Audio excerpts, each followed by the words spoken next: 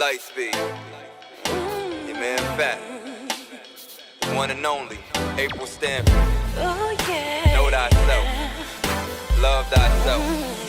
Heal thyself.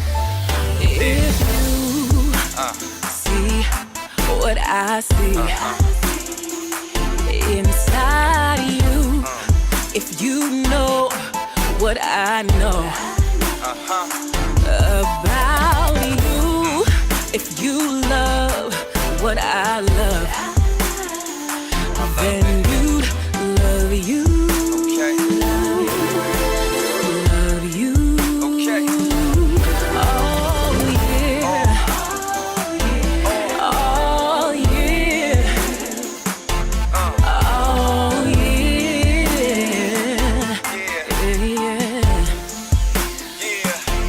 I'm proud of everything. Everything. Everything you did, everything you gave, just so I could live, you gave everything. Everything. And nothing was too big, even your own life you sacrificed to give us everything. Or not. But the problem with discipline is you cannot teach what you ain't got yourself. And so many of our children are growing up in homes where they're not taught self-control because mama ain't got it, daddy ain't got it. And the reason why we can't change disruptive behavior is because we ain't committed enough to changing it. So what we do is we send our kids to the psychiatrist and get them some Ritalin, some Adderall, some Strattera, some Cycler, some Vyvanse.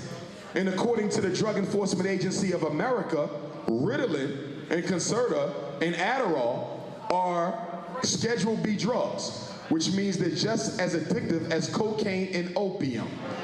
And many of us are giving this to our sons for breakfast and lunch and for dinner. So they take one drug for being too hyper, they take another drug for being too angry, and they take another drug for not being able to pay attention.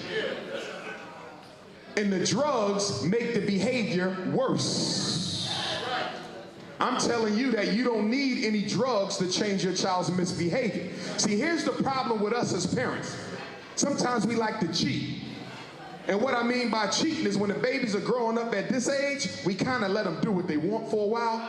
And then when they get a little bit bigger, like 11 and 12, now you want to try to start practicing discipline when they don't know nothing about that because you never did that. You see? So what you got to do is understand that you can never take a time out from being a parent. You might take a break for a couple hours. You might spend a day by yourself, but you got to raise them kids all the way to the finish line, because if you don't teach a black boy discipline, you are helping the system of white supremacy destroy his life. And so for my mothers, and I love my mothers, but I got an issue with y'all sometimes. The single parent moms doing the best y'all can to raise them boys, I commend you for that. But I need you to understand something. By giving him all them breaks, by giving him all them warnings, by pleading with your son and begging with your son and debating with your son, you are turning him into a wimp. You have to be consistent, mothers, and you have to stop making excuses for why you don't have discipline in your house. Well, his father's in jail. We grew up poor. His daddy died. He had it hard. Well, he's going to have it a whole lot harder once white supremacy get to him, because you're not teaching him self-responsibility. Listen to me. Mothers, hear me well.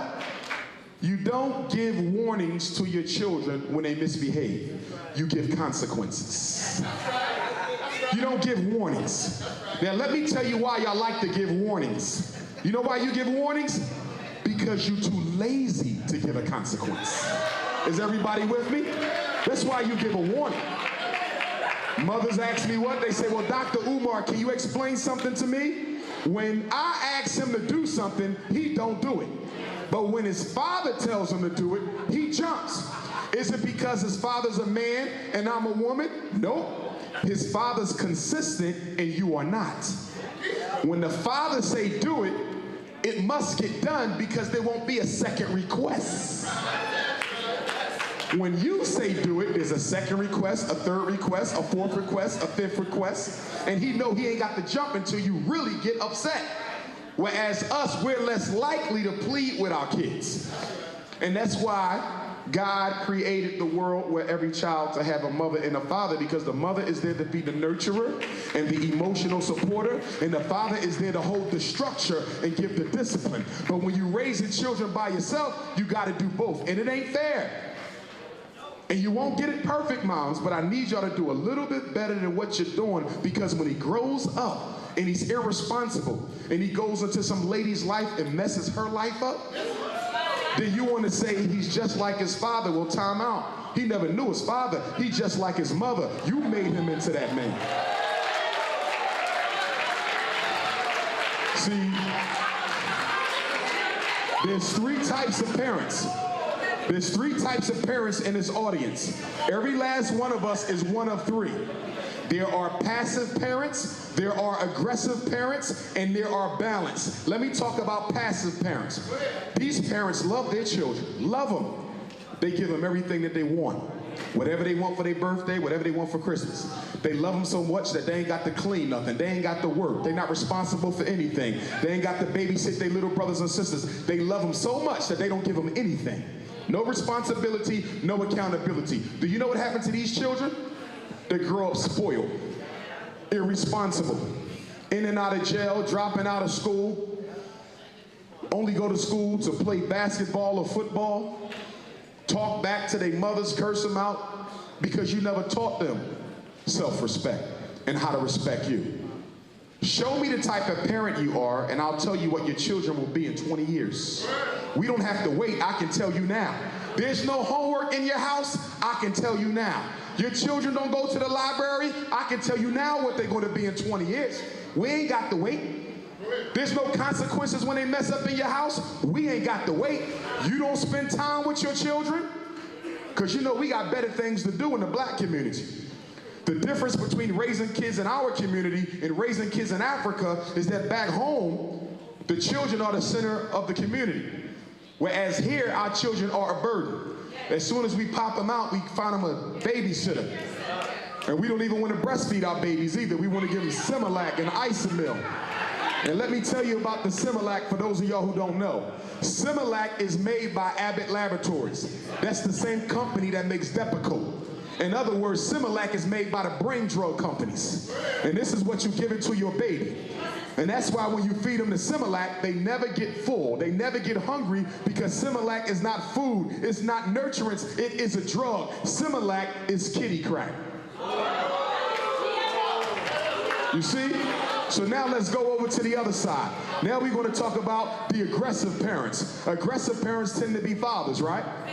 Aggressive parents, they're consistent, they're disciplined, they're on their job. Their children grow up to be doctors and lawyers and businessmen, very successful on the outside.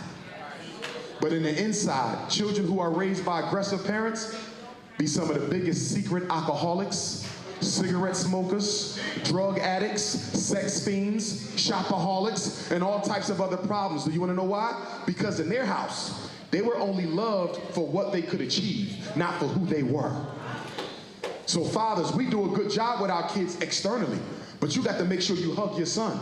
Because if you don't give that little boy enough hugs, if he don't feel his father's love enough, if he don't feel his father's affection Your victory enough, is in the stars against stars eventually. You take charge because you are essentially royalty above all scars and enemies. The story of your life quite literally. The greatest story ever told, no mystery. It's written all across the globe so vividly in all facts and all forms all over the industry. See, I see inside you. If you know what I know, what I know about you, then you love what I love. Then you love you. Then you love you. Hey, oh yeah. Oh yeah. Oh yeah.